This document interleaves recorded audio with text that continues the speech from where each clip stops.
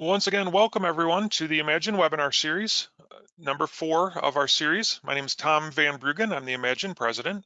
And with us today, we have Michael Healander from Airspace Link, and he's going to be presenting on using GIS to support advanced drone operations in your community. I want to take just a couple of moments at the beginning just to do a little housekeeping and also let you know the next couple of webinars that are coming up. So on January 21st, our 5th webinar in the series will be presented by Susan Benston from Kaiser & Associates about encouraging conservation through alternative drain apportionment. And then on February 4th, we'll be processing building plans using FME server with Brooks Kelly from Avinion, a way to automate your processes in that. So again, thank you for joining us. A couple of housekeeping items. The meeting is being recorded. And so about a week and a half after this presentation, we'll be posting that up into our website and social media accounts. Also, please use either the chat or questions window. Different viewers have different ways to present that, but use the chat or questions window. We have a couple of us monitoring those, and then a couple of times during the presentation, we will stop and then address those questions to Michael. And then again, make sure you check out imagine.org for more information. And with that, I'm going to go ahead and hand it right over to Michael and take it away, Michael. Excellent. All right, hopefully you can see my slides. Good to go? Yes, we can see you. All and right. your slides, yep. Perfect. All right, well, thanks everyone for joining us on this webinar. I know it's been an interesting day. I know I was up late last night with everything going on. So just a bit of unprecedented times that we're in, and it brings me to this presentation and trying to figure out how to weave the things that we do as GIS groups, whether you're in the private industry, state and local government, and everything you're seeing right now, whether it be the voting, COVID, you're seeing mapping. Mapping is a big part of this. So number one, I appreciate you being here. Second is, my company is a bit being affected by COVID, and good and bad, in the sense of, I was supposed to be presenting to you from Syracuse, New York today. Our company provides the system that you'll see here for supporting advanced drone operations in Syracuse. So the city, GIS, the county have access to the platform along with their police department and planning department. And we support a drone company that provides COVID test kit deliveries from hospital to hospital.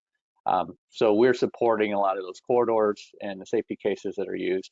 I was going to be on site. There's a big media event. We're going to be on TV, but on Tuesday, as our team got there, someone had COVID, and they were with a lot of the team, and we had to shut down operations. So it's an interesting time. I'll give you that. So even supporters in Airspace Link, some of our employees are on the critical employee list to support some of these operations. So with that, we'll talk about GIS and how it's helping these types of operations, whether it be for a test kit delivery, a vaccine delivery task force that's been created here in the US, parts delivery, and how your communities, counties, cities, or your engineering company can help implement these new types of services that are coming online here in 2021.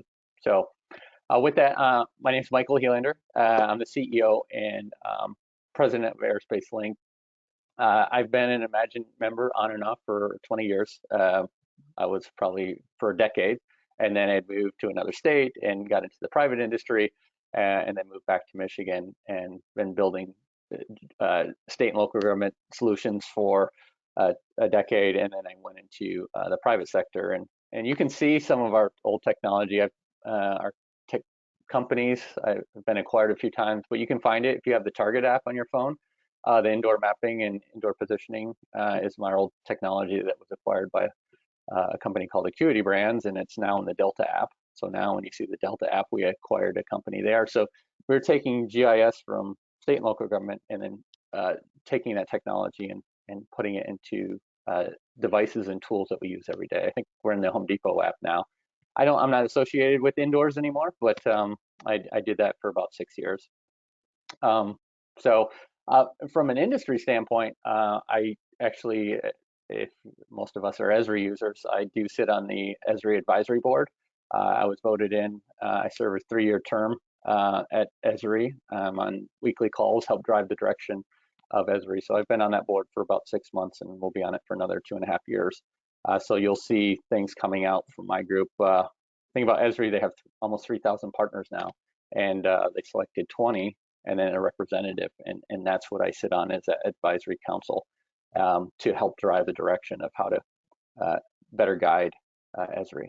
So with that, let's get into the UAS industry or the drone industry. So at Airspace Link, we're working with state and local governments, but also the private industry and federal government to help build these what we call drone highways. It's the easiest way to think about it, and we're supporting it by providing this digital infrastructure for supporting these operations.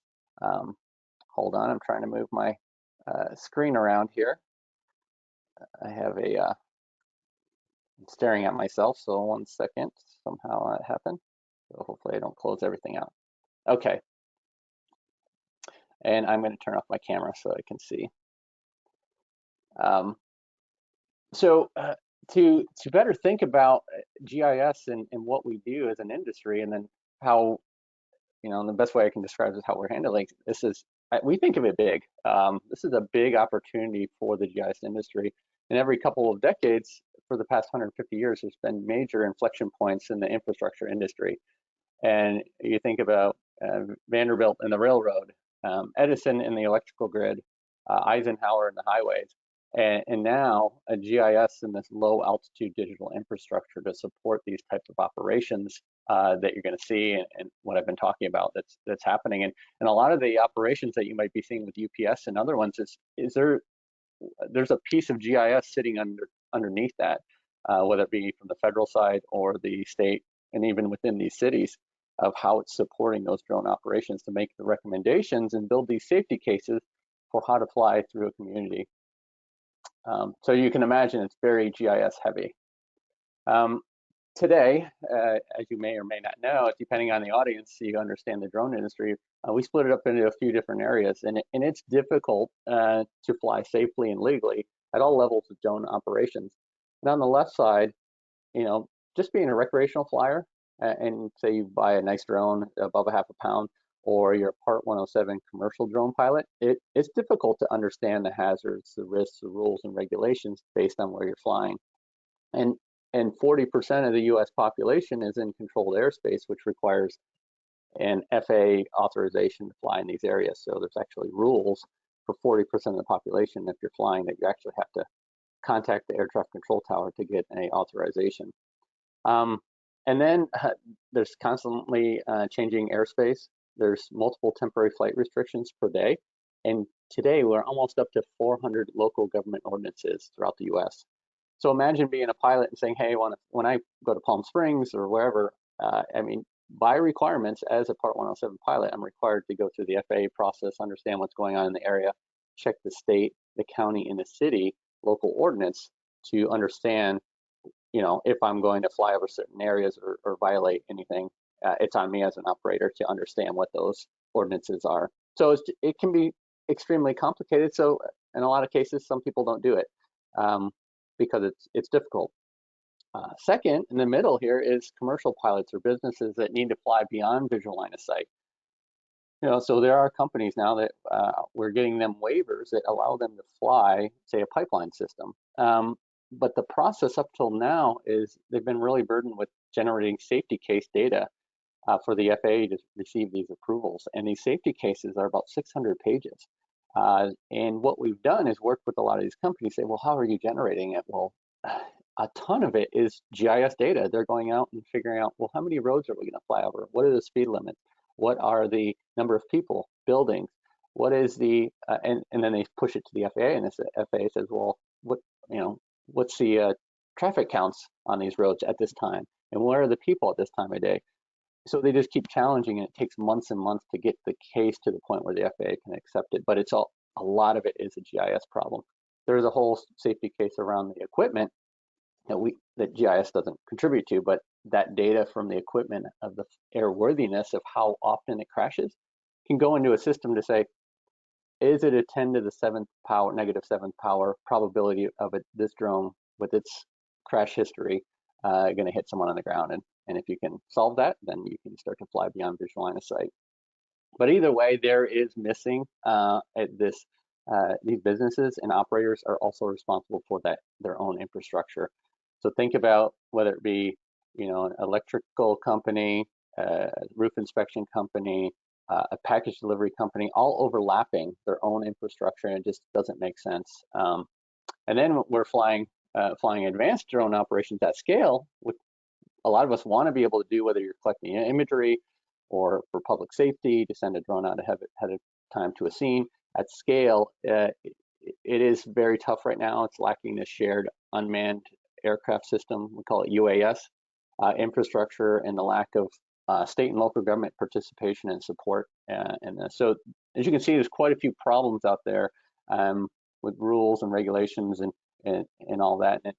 And we're getting to a point, and I want to say that this is a huge year for all of us. Even last quarter, even 2 weeks ago, and all of 2021, there's major changes coming for all of us. And this is going to be big for the GIS industry. Regulations are catching up. The technology is getting approved, and state and companies are making bigger investments into the industry. Let me give you a few examples and educate as we go here, because I don't know the audience what level you're at. But today the FAA, or a couple of years ago, launched what's called the Low Altitude Authorization Notification capability to safely integrate drones into the national airspace. So this system is providing really the first steps for UTM, which stands for Unmanned Aircraft Traffic Management System. It's the first step in doing that, and they have provided that out. We provide those services, and we'll talk a little bit about that later. It's all GIS driven, by the way. Remote ID and flights over people ruling came out 2 weeks ago. So we actually have we have weekly meetings with the FAA. We have a huge one next week, and basically they publish all the rules for flights over people, flying at night, and remote ID. Think about this as registration and tracking of drones.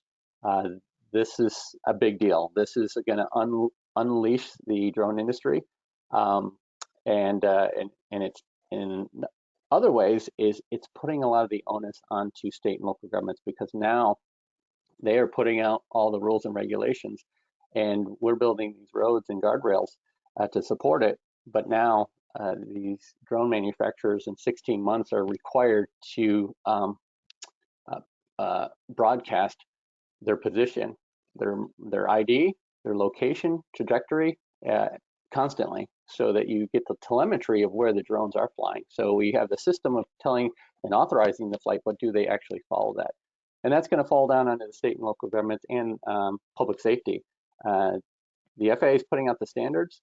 It's about us as GIS groups is to start to build those apps or integrate so that you can detect if I'm looking at a drone, who is that, and capturing that location, where are they located, do they have authorization in this controlled airspace? So there's a process that will happen over the next year to integrate these drones, and drones are going to start doing it in the next couple months, because yes, it's required in 16 months, but you can start to do it earlier.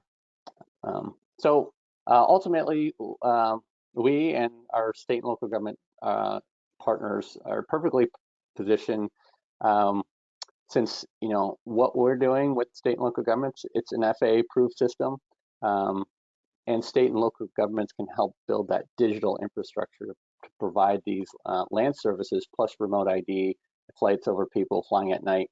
So it's super complicated, but we're providing a tool that allows you just to not be very smart and let the GIS system figure it out for you and give you the guidance of how to fly in certain areas. So today, just to give you a sense, like I mentioned, our GIS systems are being used for public safety operations in Ontario, California, I mentioned COVID test kits in Syracuse, New York. It's being used for highway road inspections in North Dakota to fly beyond visual line of sight. Believe it or not, supply chain delivery in Dearborn, Michigan, and just-in-time parts delivery in collision shops up in Milwaukee. So it's the drone operators are doing all the work. Our system with GIS support and the community support is providing the safety cases for that data, and a lot of that's driven off your GIS. So it's going to be a very exciting time. Funding is going to start pouring down from federal government as well. We've been tracking that to support some of these investments to support that. So it is not unfunded. Some of these new regulations, it will be funded. But some communities and counties and states have already moved back or moved forward with it. So how does it work today, and how is it going to work tomorrow? How is GIS supporting this, and how does a state and county or city, how do they manage airspace? Well, they don't. That's the federal government. They manage what's happening on the ground with the data that you already manage. So today, these GIS platforms, and when I talk about Airspace Link and the products, think of this as it's just simply ArcGIS Online services, and we're wrapping those up with all the rules and regulations that you can participate in. So the platform manages the FAA, state and local government drone infrastructure, providing these flight authorizations for drone pilots in seconds versus months that it used to take. And the key is that and maybe we look at one piece at a time. On the left side, we have, to give it a name, it's AIRHUB for government. And this is a tool that provides the ability for state and local governments to configure, manage, edit, analyze, and publish UAS digital infrastructure out to our federal system that is combined with the FAA rules and regulations, and then published through our data exchange with the FAA 700 airports, and then the drone pilot to build up, get authorization, or build a safety case for the FAA. The key here is that it's coming from an authoritative data source from the government. What we do as a company is we then enrich that data with hyperlocal weather. We have a partnership with IBM to get super small cells of weather in real time, but we also integrate cell phone location data. So we combine your land use data with hourly cell phone data to figure out, is there certain people in these parking lots at certain time of day, which makes a calculation for the number of people that are exposed. So that data is authoritative, but then we enrich it with things that are relevant for optimized safety for these type of advanced operations. As a drone pilot that I just want to go and hit a button and fly, you can do that, by the way. But it does have advanced operations. One of the key things here is that through this product, AIRHUB for Government, and your GIS integration, if you have ArcGIS Online, is we do have a data exchange with the FAA. So we do connect all these levels of government and share that back to the communities, from where flights are happening and how often within your community, to you publishing your own data and then sharing that out as well. So today, pilots can connect to 726 air traffic control towers in one location in real-time authorization and communication. So that is all done through this platform. All of it's been done. Most major airports in Michigan are in the system, and pilots can connect directly to those. On the right side is more of a consumer app. On the left is, imagine it's just a data editing tool. And by the way, that can be integrated into ArcGIS Desktop or your own tools, and you can use operations dashboards and everything else. But we do have a simple tool to set up the system. AIRHUB for pilots, this is listed on the FAA website, is an FAA-approved LANCE system that provides tools for planning, analyzing, and authoring those drone operations. So, and we'll demo all of this. Number one is recreational flyers and commercial drone pilots can safely and legally fly in seconds versus days.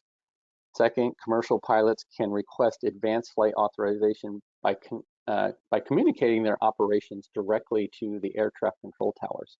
So if you want to fly in an area that has a 0 flight height or you're not allowed to fly there, you can type into our system to the air traffic control tower.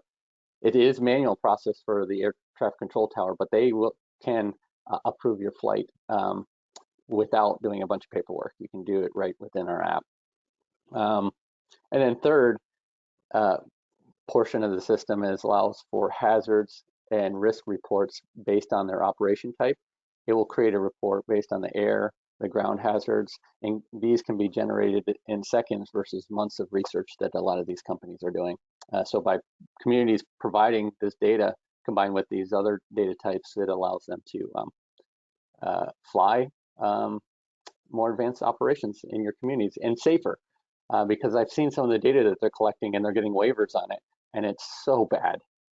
We have one state, by the way, or group, they drove around and estimated the building heights for a week.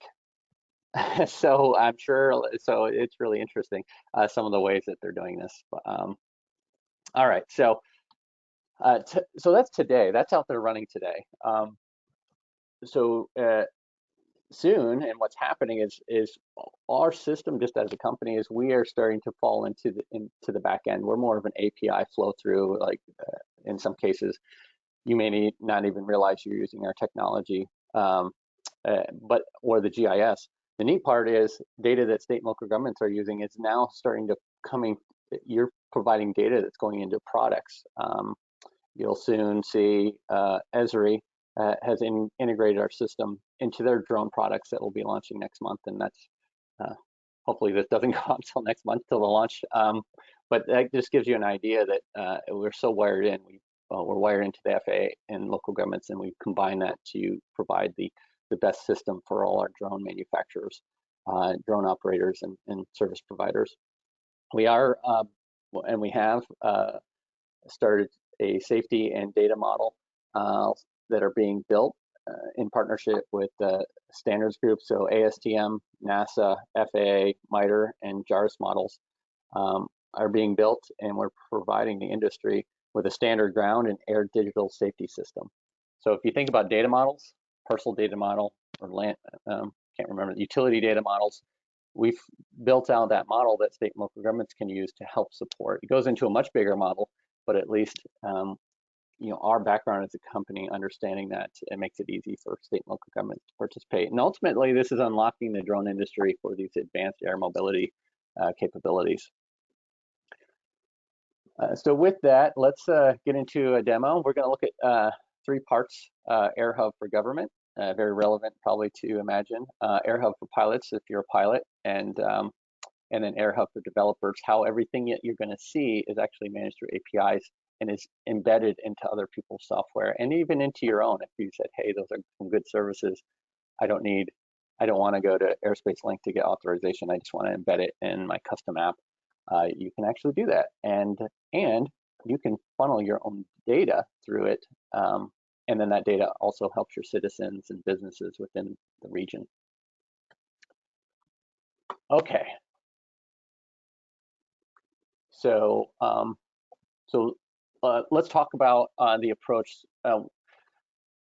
We're going to look at AIRHUB for government. What we did is we did sign an agreement with Esri. It put us in a really good position. Only a few companies have ever signed this type of an agreement where we actually have an integration and revenue share, where they actually benefit from our system.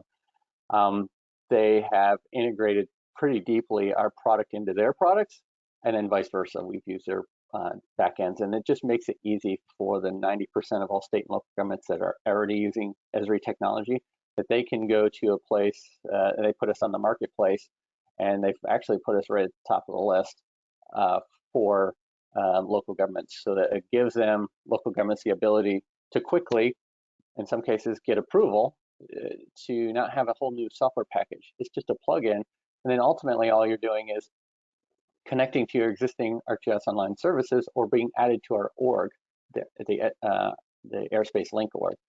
Super simple. Now there is a bit of time. What we've seen in onboarding is pulling in that data, but there's a very light lift to start to participate and support the drone industry. let's take a look of how GIS is, how it looks. So I'll use Michigan. We're in 17 states right now, but Michigan, so Wayne County, Monroe, Taylor, City of Taylor, MDOT, all have access to this system. So I have access to them, a super user, but if I was just a City of Taylor, I would only be able to work within my community. So this is a City of Taylor, they're a customer. What they have the ability to do is they can only work within their city boundaries. So when you create an account in the system, it creates a clip, and then we give them access to our federal data. So now they have a data exchange with the FAA, and now they're starting to see what's going on in the airspace in their city. So right here, right away, I can see that there is a 0 flight height for their residents. If you are a recreational flyer, you are not allowed to fly, period, in quarter of the city. And in these areas, you can only fly up to 200 feet. Same with Part 107 recreational, Part 107 commercial drone pilot. They can fly at 200, but they can also use our system to request above. But at least the community has an idea of what's happening in real time in the airspace. And this does change. Some of the cities we're working with, we will probably open up more airspace here. This will all open up soon, and that's because the city is participating. In City of Ontario, California, we opened up 80% of the entire airspace inside of the city, and that's a big deal because it was half the city. The FAA is pretty cautious about how close you can fly to the airport. Well, the system with the community being involved, we've been able to open up. These grids are about 1 mile grids, and we've been able to open them up much closer to the airport. So you can open up the airspace with this tool you're supporting from a city, state, and local government. So we do allow you to pull, we do share data back to you as well as what flights have been planned in the community, how many have been approved by the FAA, by how many pilots, and that was this week. Let me go back a little bit and see if there's any other action. So this is a great example of, I can see, now we aggregate this up into hexagon hex bins for you. You can pull these into your own operational dashboards or whatever, or insights, but we give you a simple set of tools to say that, you know what, there was 90 planned flights here in the City of Taylor over the past few months. 66 of those were approved by the FAA. 90 were planned, I guess they didn't need it, and it by 12 different pilots. So these are the planned flights. This is step 1 in this UTM system. Step 2 is remote ID. You'll actually see them flying live. Today we can't show exact locations because it's not a rule. The ruling was made 2 weeks ago. It will take 60 days from the time it's signed to be able to start to implement that. But as a community, whether you're a county or city, you can start to see how many flights are happening. And my team was on a call with Texas last week in one area, one community, and they had 11,000 flights last year. They don't know who they were, but we were able to track them, and we can't share that information. So those will be some new things coming, and that will be mostly for public safety in the future. But at least you can see where they're happening live in your community. Okay, so that is just some of the things that just come into the system, and it's coming from GIS system. This is how the communities are supporting safer drone operations. Is they are connecting their parcel fabric, their land use, their zoning, their street center lines, their right of ways, jails, hospitals, schools, helipads, all of that, any data you can imagine, critical facility data. We do combine that with the federal data. We actually have been combining this data with the state, the county, and the city to create a complete system here. And we keep it simple so that you're not managing a new data set. You're actually just managing the data that you manage every day. It's just sent up to a server. It's enriched with other data so that you have a backdrop of understanding of, well, what is the areas that are safest to fly in, what are not. And in this case, the helipads are identified. And then there's a tool to publish this data out to the drone community. So if we look at here, and then we provided tools that was requested by the drone industry, is how do we know what's going on? How do we know if there's a 911 in progress that we're about to fly over, especially if we're going to fly over people and beyond visual line of sight? So one of our logistics companies, probably one of the biggest retailers in the world, said, how do we know what's going on? So this can be done manually, but we have even in Southeast Michigan working with Clemens in real-time integration. So that's being worked through the APIs, and that will start to be automated. But for now, if I want to create an advisory for the drone community, and this is pretty powerful. This is the first time that I could say, let's create a new operation here in the city. You would have access, or maybe different departments, or you have your own dashboard, by the way. You could use a collector app. But I'm going to say I'm in the emergency management, and we're going to do public safety training, or there's a riot in the Capitol building. And you can put the date that it's going on, or I'll just set it for every Sunday at 10 o'clock to 2 o'clock. We're going to have some helicopters come in, or maybe it's an ordinance. I want to tie it to an ordinance number, a website of the ordinance, and then someone to contact if you want to argue that ordinance. I'm going to say, we're going to do training. We're going to have a helicopter in here. I'm not going to create a temporary flight restriction because that's a lot of work with the FAA. I'm just going to create an advisory that will go out publicly to our Lance system with the FAA, and I just hit publish, and away it went. It is now anyone that has a flight planned in that area is getting a notification. As an operator, it's up to them how they want to fly over it, but at least the community has communicated what's going on. So that is just to give you an idea of how to manage ground hazards to support air, space, and drones within your community. There's other features and functions that are coming. This is kind of, think of this as this first step, but it is supporting your community. And the way to show this data is you either put it into your story maps, or you publish. When you publish it, it goes out to this system. This is Airspace Link's pilot app that is sitting in multiple products. It is sitting on the FAA website. If you were to go in there, there's only 5 companies in the US that can provide these services for recreational pilots, Part 107 commercial, and advanced drone operations. And your citizens can use this, and it is, and your data is then pushed directly into this, and you'll see how it works. So this is a totally different product. This is not necessarily just for state and local government. This is for anyone that wants to fly. So we have a few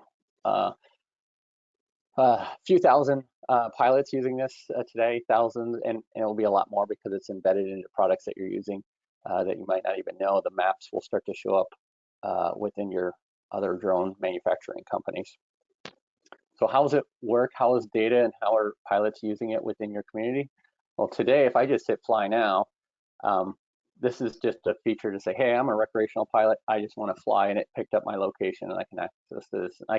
Everything's pre-filled out. I can tell them the rules that I want to fly under, and it's pre-fills, and I can hit a button, and I can get authorization to fly. So that's simple flight. I guess you're seeing where I live. Yes, I realize that.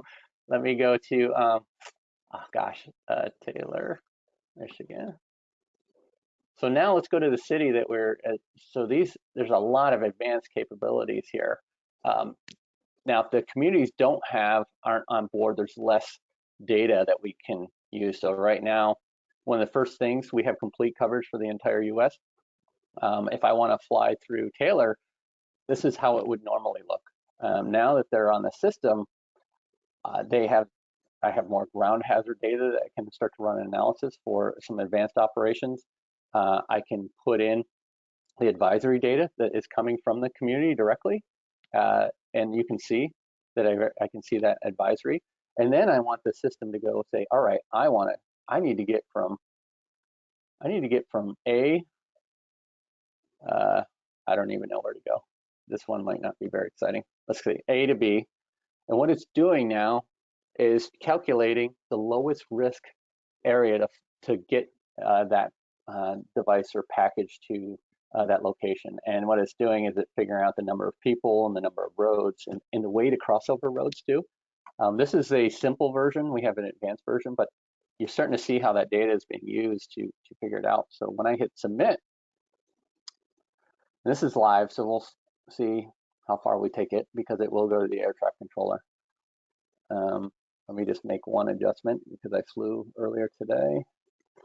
I'm going to just set up my flight for tomorrow.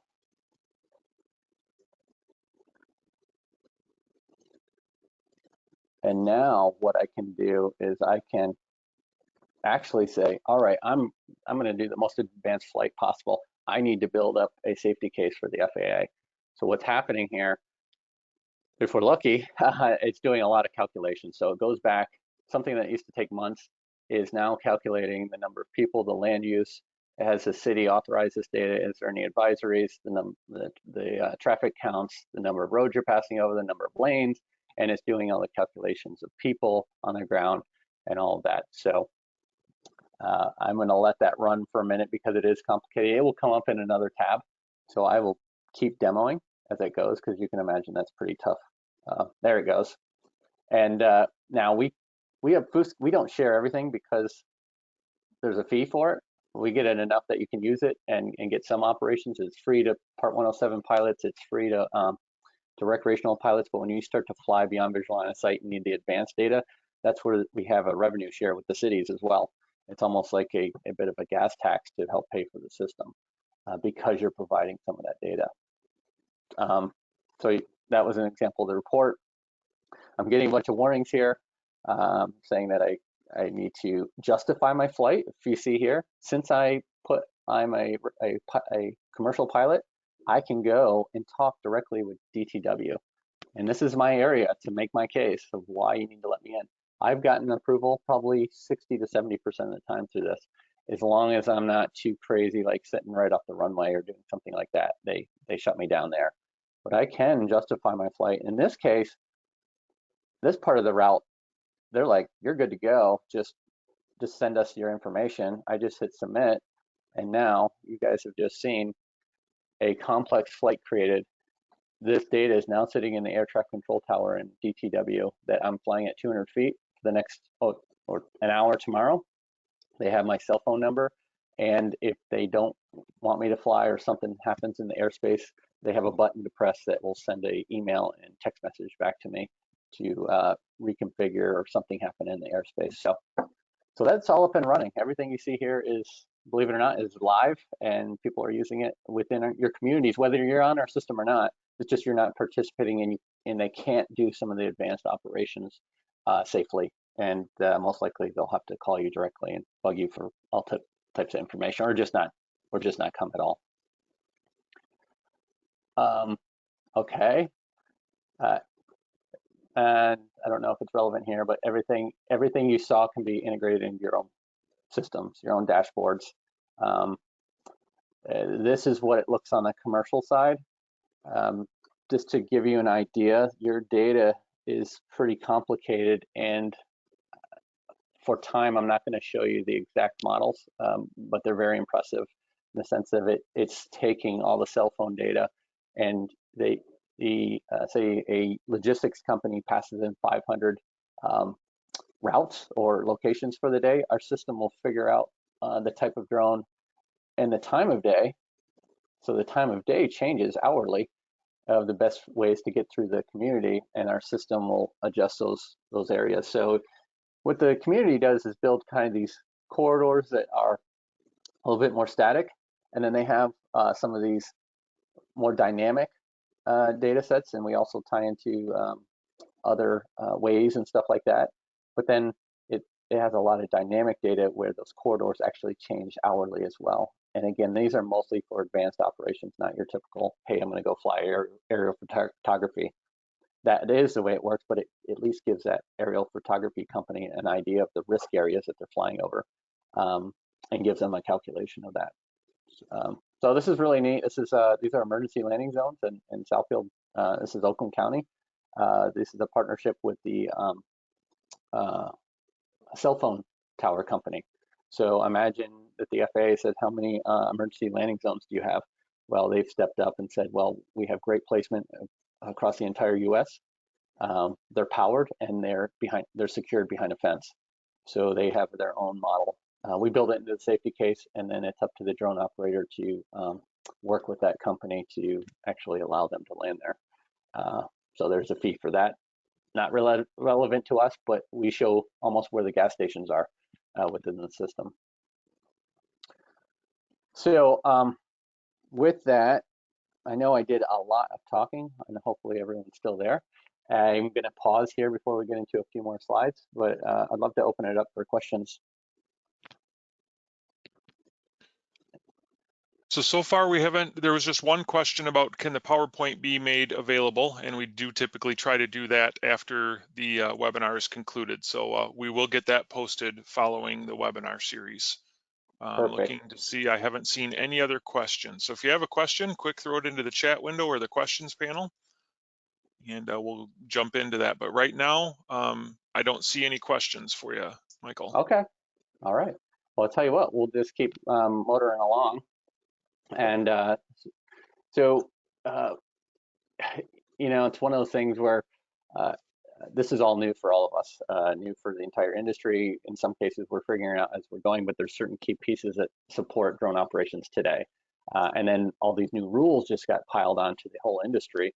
And even us as a provider of those rules and certified to manage them, you know, we're actually building those into our roadmap. But it's so GIS focused, and the state and local governments are really a big piece of this.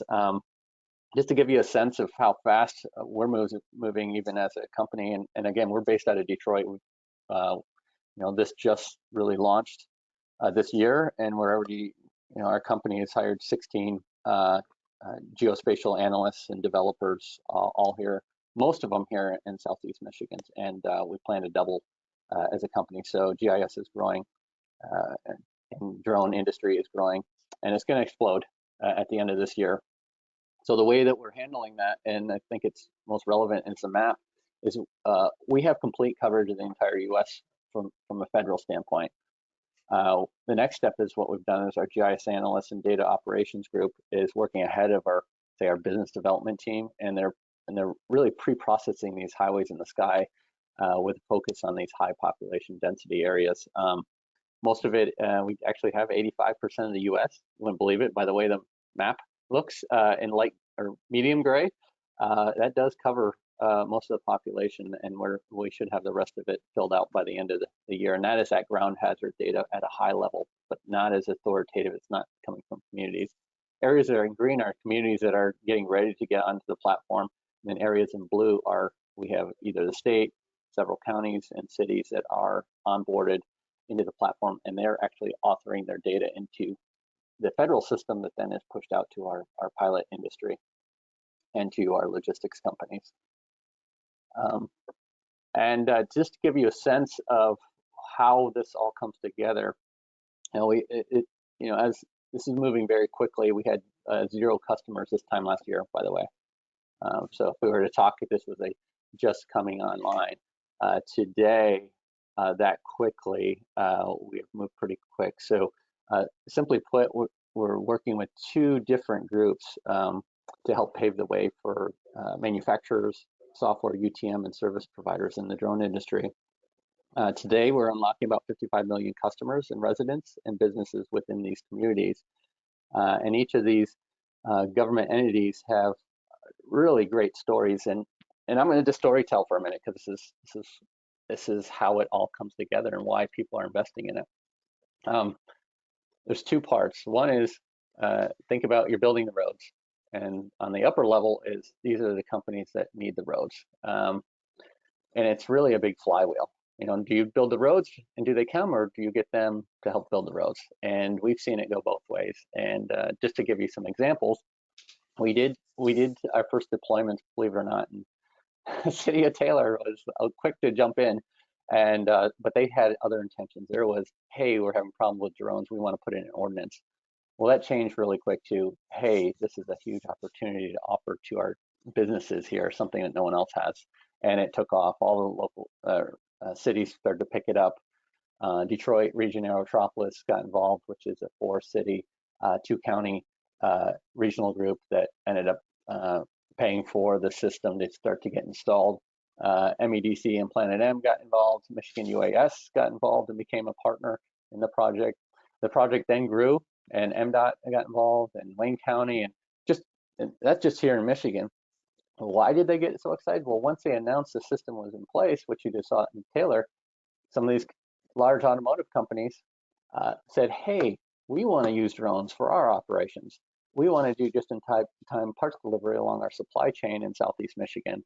And then they said, well, we don't have any drone, or we have drone operators, but we don't want to do it at scale. So we brought in some of those large logistics companies you see. And they said, yes, we'll do it for Ford, but we don't want to have to manage the infrastructure ourselves. So believe it or not, some of these automotive companies put in money and matched some projects that are going on right now. So we have matching funds from multiple industries up here, and state and local governments have funds. And you'll actually see some of it is quiet right now. I'm embargoed in talking about a lot of these, but there's some exciting things coming out in Southeast Michigan when it comes to drones. So what we're doing too is any other communities that want to participate are coming along for the ride over the next year in different types of use cases. But as you can see some of these names, we will be providing different types of services. We don't do it, by the way. We're just putting in the tools, the in between the FAA, the state and local government, and then these manufacturers, and now these companies that are in the aerotropolis and Southeast Michigan area are now going to start leveraging the technology for many different use cases. Another one, automotive companies pushed out for multiple projects, and now they, in the other case, said, hey, we want to do just-in-time, whatever, parts delivery to collision shops. We're trying to use autonomous vehicles. It's not going well. And half of the packages are 5 pounds or less. And so they sent us to Syracuse, and sorry, not Syracuse, Milwaukee, and Milwaukee County got on board. And now they're helping support those operations. So it's coming from both directions. We're being told where to go. And then we, just so you know, the way we engage is we work with the GIS department. They integrate the data, we upload it, and then the community development or the transportation planners start to take it over. And then police departments in the future will help support. And just so you know, in Syracuse, New York, we actually had 3 police officers running 3 drones monitoring a lot of these COVID test kit deliveries. It's overkill, but they are doing it to learn as well in a lot of these cities is how to use drones while some of these advanced operations are going on. So I could go on and on about each one of these. Reno, and that is we're part of what's called the Beyond program that was launched a month ago. That is to support package delivery in Reno and in North Dakota. So a lot of exciting things going on. I thought I would share that it's happening, and even just a lot of these logos have come up here just in the 4th quarter. It's really taken off for us. All amazing stories. And even Esri. I mean, Esri is now integrated. Our logo is now inside of their products. And if you're publishing your ground hazard data, everyone else in the world will actually see it to the way that this is configured. So as a GIS person, I don't want to overcomplicate it. It's as simple as I'm managing my parcels, my land use, my utility lines, my street center lines. And ultimately, we're just using all of that to create a new data set that allows your community to help participate and support drone operations within your community. There's a whole process. There's nothing, as a GIS person, you can geek out on it. But we do all the heavy lifting. You can then enhance it, maybe do something different within your community, but we provide the models and ways to connect to that data. The complicated part comes up here. That is where we did partner with these companies to build these standards. We take care of that. Then the data becomes dynamic in the sense of you put in your operation type, your ConOps it's called, and then our system figures out the hazards and the risks, and it figures out all that data and information for you. And then it gets very advanced where some of the companies now that we're working with, whenever, say, a drone crashes or it has a failure, it has to go back into this model, and it's making these models smarter and smarter. And this is very different. This has nothing to do with state and local governments, but this is where that data is used to start to change the way it flies through communities over time. and that's through some of the type certification. I didn't talk about that. A lot of these drones are having to be flown, type 135 for package delivery, have to be flown so many hours to see how often it fails for its airworthiness. And then that data goes back into these models. Again, it's all GIS, it's just not related to state and local government. And there's some pretty dynamic systems that are integrating our system and data. We put in all these variables into our APIs, and it spits back these corridors in real time, even weather. We do have IBM weather integrated too, so you can see in real time the best way to fly through a community. And that's it. That is GIS and supporting your drone industry. I just wanted to let you know that we are doing some amazing things.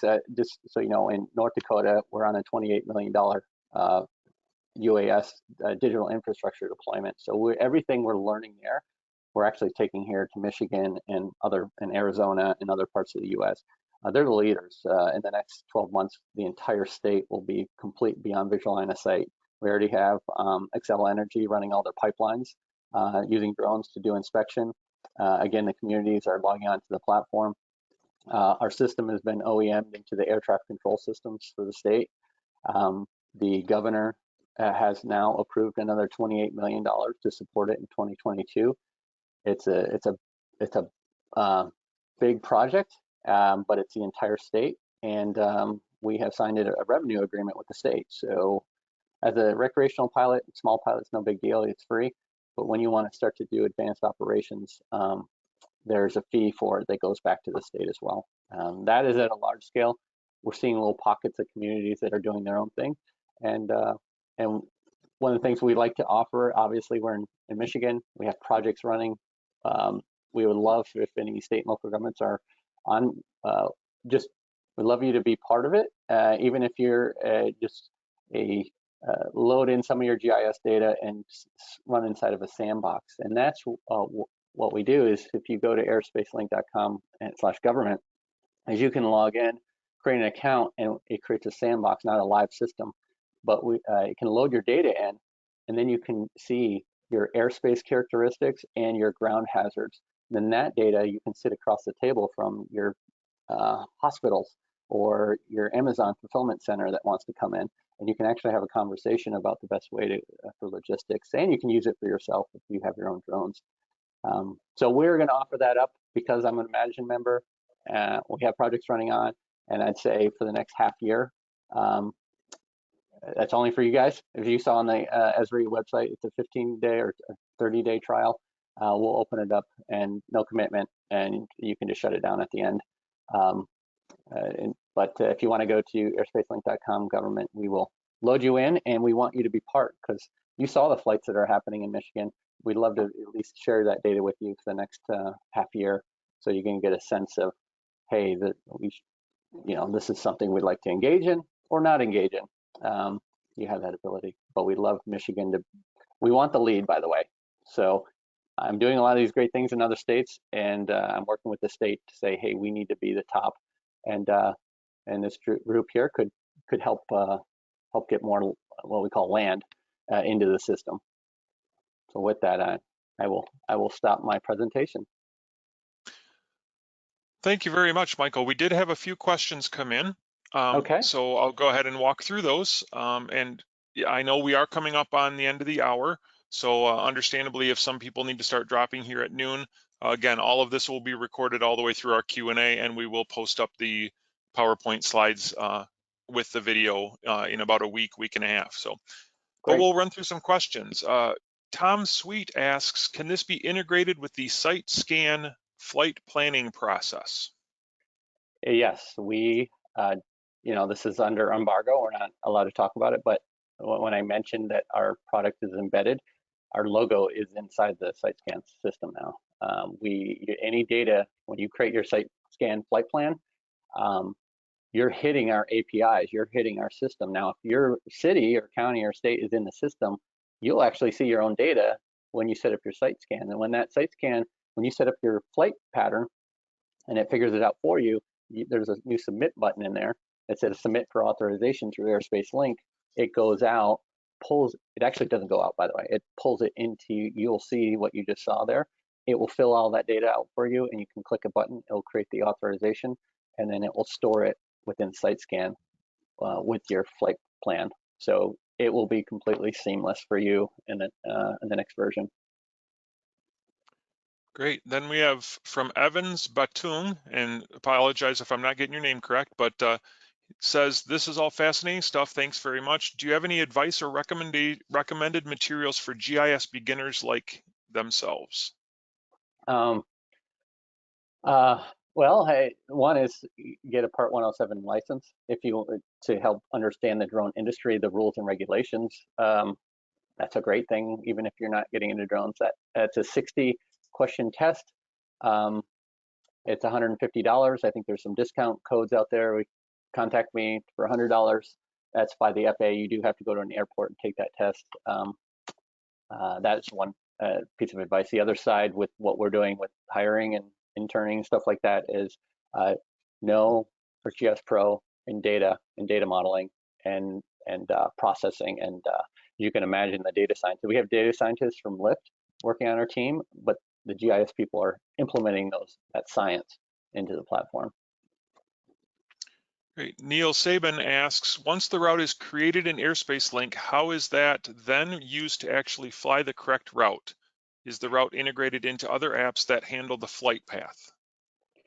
Yes, so some of those companies you saw on the list is you can pass in your variables where you want to go, and then we pass back the waypoints plus the certification and any other data that you want. So we do have an API that allows you to pass data in, and then we pass it back with waypoints.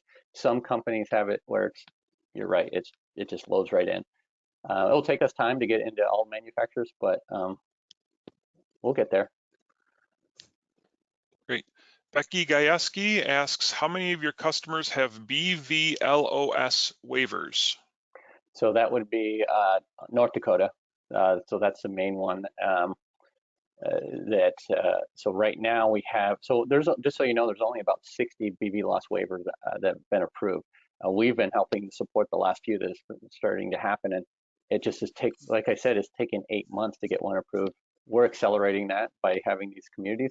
When a community is involved, just so you know, that is one of the worst the things that the FAA is so nervous about is flying over these communities and someone getting pissed off. But if they are participating, makes it a lot faster. So North Dakota is probably the biggest one that has those, and then they applied for another one for the traffic counts or traffic inspection. And then Syracuse has not a BVLOS waiver; they have a waiver for package delivery over people that our system helps support. And Great. Other ones are being created right now for those package delivery, parts delivery. Those are being built right now, by the way. So waivers in process. Right. Frank Boston says hello, and he's quite impressed. You've come a long way since he first spoke with you in Las Vegas at the UV Expo a couple of years ago. Cool. But his question is, have you been in contact yet with M.GIS people or M.Aeronautics? Also, what about the Aeronautics UAS program staff? Yeah. So Brian Butts and his team have access to our platform. They have a login, and you'll see something come out very soon about what MDOT is doing. That's probably all I can share. But they are well involved and informed about what's going on in Southeast Michigan. Great. Eric Kearney asks, do you ever see Airspace Link expanding into other areas of autonomous navigation? We've been asked that quite a few times because you think about this as almost like the scooters. So some of our APIs are being integrated into the scooter dashboards, where scooters, where drones, and where can you drive a scooter and drone and stuff like that. So it's kind of coming together there. And then you have the autonomous vehicle corridors that are being built. We are watching those and participating in the sense of what infrastructure are they putting in that can support collision avoidance radar systems that they're putting in. So we will not, as a company, probably get into true autonomous vehicles. That is not what we want to do. But we will leverage the infrastructure. So if you start to get autonomous vehicle infrastructure going into your communities or 5G, those are the times where you want to use the system to help figure out where the best radar systems are and communications to keep connectivity along these corridors. Good question. Yeah, wonderful. I think that is the end of the questions that have come in so far. So Michael, I just want to say thank you for your sharing of your knowledge and what your company is doing. We will make sure to get the slides from you, as well as we'll post up the recording. And again, just thank you very much for taking the time to present to us today. Absolutely. Thank you.